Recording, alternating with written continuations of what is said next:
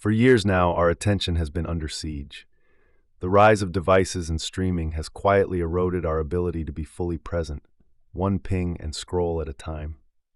Then came the pandemic, a global disruption that was like hitting a pause button on the constant buzz of our overstimulated lives.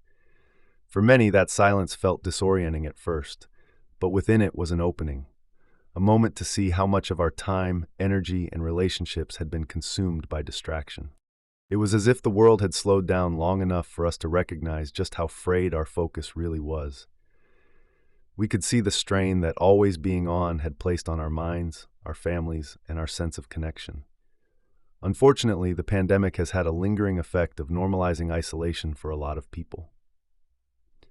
So in this summary, we'll look at how you can maintain focus in your day-to-day life, while at the same time keeping the kind of social life that a healthy brain requires. Let's begin with a clear mission.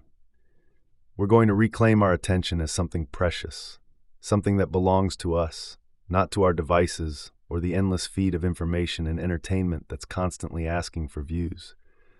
For this to happen, we've got to create a world where focus isn't a luxury or a rare gift, but a natural state we can return to. That means quieting the external noise and the internal chatter so that we can direct our attention to where it truly matters. This requires a solid foundation, one that has 5 pillars: vision, fuel, sleep, movement, and nature. These are like the basic nutrients that will be needed in order for your attention to function as best it can. Let's start with vision. In a world of endless pings, a clear vision acts like a compass.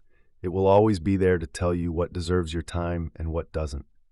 So before we go any further, take a moment to picture the life you want to be paying attention to. Write it down. This helps to create accountability. Fuel, aka food, is also of extreme importance. Your brain is an energy-hungry organ, and for it to pay sharp attention, it needs good fuel. Think antioxidant-rich plants and omega-3s. In fact, your brain and your gut have a strong connection. Studies have linked the microbiome patterns in your gut with mood and cognition, and even short shifts in gut health can nudge memory and attention. So keep your gut happy with probiotic foods and fiber. Of course, sleep is also a big factor when it comes to memory. If you don't get your minimum of 7 to 8 hours for a prolonged period, your reaction time, memory, and self-control will all suffer. In one study, when people stayed awake for 17 to 24 hours, their hand-eye coordination slid to levels comparable with being legally intoxicated. Exactly the kind of impairment that severely erodes complex thinking and attention. Now, movement isn't just about the body. It also elevates the neurotransmitters linked to motivation and focus.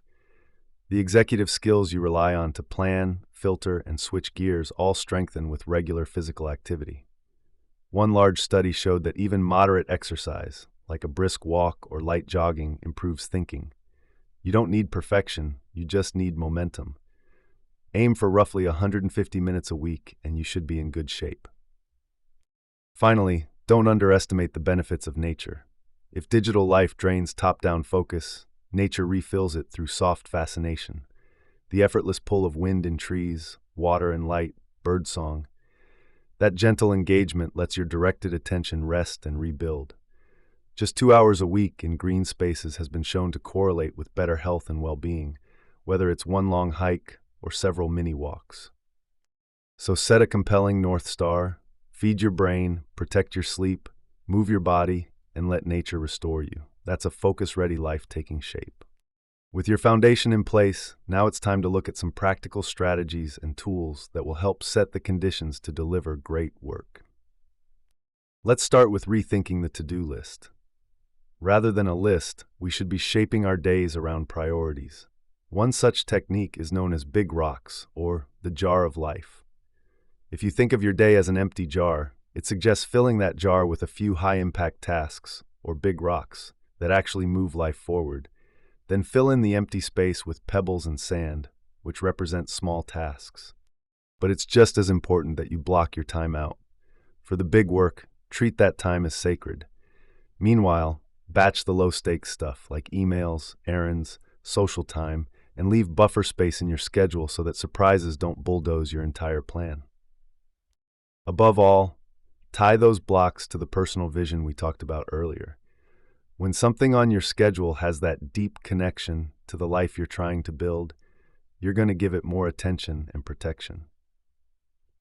Fortunately, even if you think your levels of concentration have been suffering lately, this is a trainable muscle. Start small, with 5 uninterrupted minutes, and stretch to 7, 10, then even longer. Pomodoro timers can help. Feed that muscle with long-form reading on topics you actually enjoy.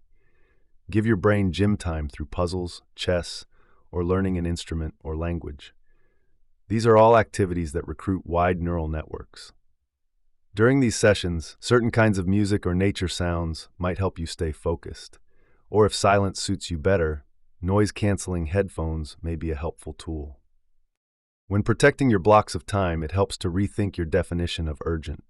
These days, any pinging notification can take on dire importance, but if we're being honest, most things can wait. The habit of instantly responding to messages and emails hurts cognition, frays patience, and lowers work quality. Boundaries are your shield. Always clarify when it comes to deadlines, decline politely when timelines are unreasonable, and practice broken record limits like no work calls after a certain hour. The same goes for rest. Breaks aren't indulgences, they're maintenance. Decision fatigue and relentless effort quietly dull judgment and creativity, while short, restorative pauses refuel attention.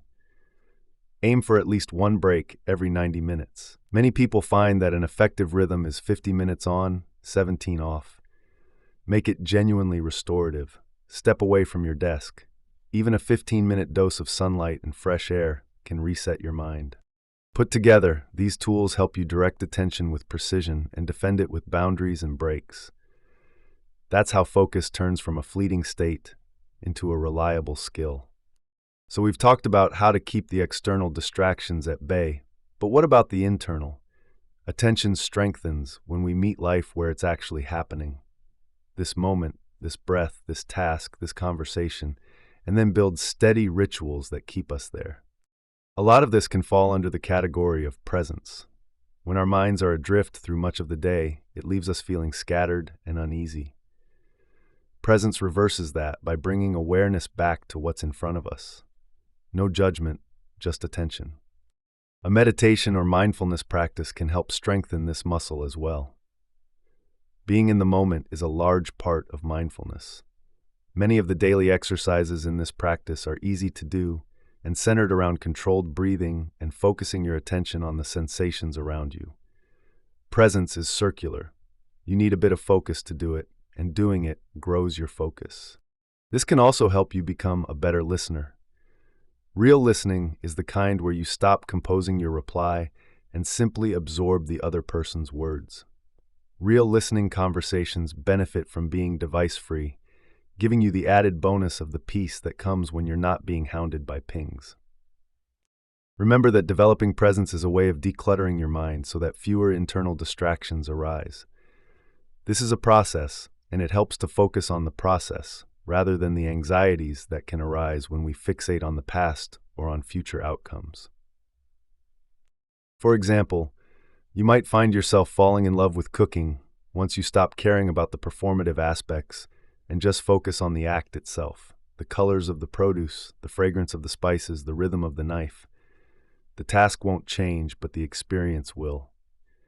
That same stance steadies the nervous system and reduces stress, which can mess with your better judgment. If you ask, what's happening right now, you might notice any number of wonderful things. Your friend's smile, the quiet sounds of a city park.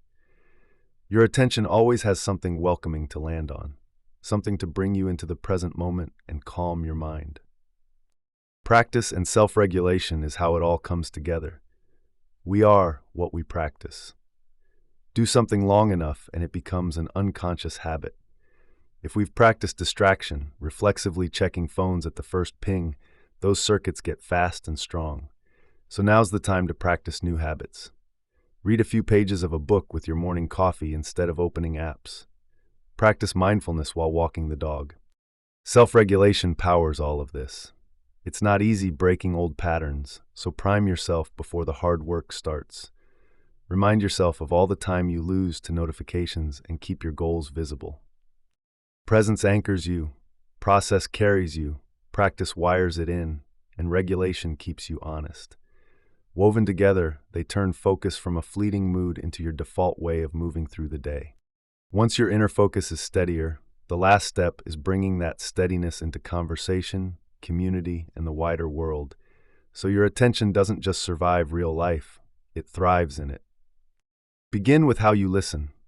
Our brains can process far more words per minute than anyone can speak, which tempts us into only half listening. Active listening, on the other hand, closes that gap on purpose.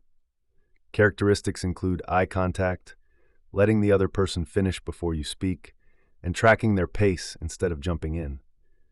It also helps to reflect back what you heard to check your understanding, such as, "It sounds like you're really upset with your sister."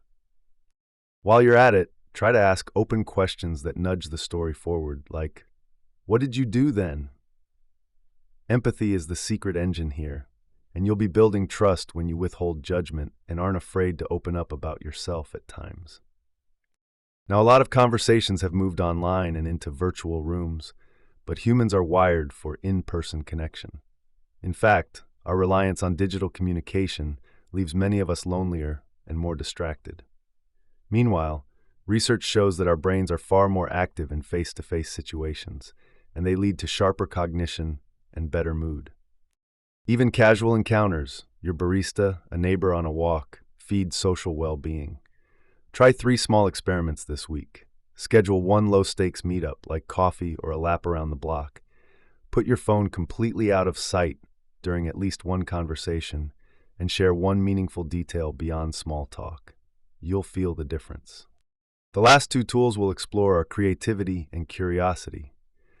Creativity doesn't have to mean art, but creating and doing things with your hands, whether it's sketching, woodworking, or even playing a game of chess, can be great ways of lifting your mood and strengthening neural connections. Creativity is any act that blends originality with usefulness. Drafting a surprising fix for a work problem, improvising a new dinner, rewriting an email with humor. It all serves to refill the well and should be part of your daily routine. Finally, there's curiosity. This is the trait that draws your focus toward what's worth exploring. Sometimes it's driven by interest and the sheer pleasure of learning, sometimes by a nagging gap you want to close. Either way, curiosity flips on the brain's learning circuits and strengthens memory, which is why answers to questions that truly fascinate you tend to stick. Curiosity is something you can cultivate. Ask why more often and follow the thread. Act on small what-ifs by trying a class or a new hobby. Schedule unstructured thinking time. No agenda, just space to wonder. Keep asking better questions and keep looking for better answers.